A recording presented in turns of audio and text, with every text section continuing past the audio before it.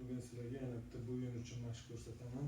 Uning uchun uy sharoitida divandan shunday yelkagacha gavdani chiqazib, boshimizni o'ngga buramiz, keyin chapga buramiz. Xuddi mana shu holatda davom etaveramiz.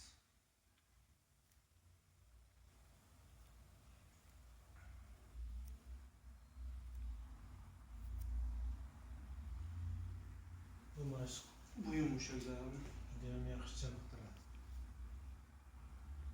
Bo'yinda protruziya, osteoxondroz, grijasi bor insonlar qilaversa bo'ladi bu mashqni.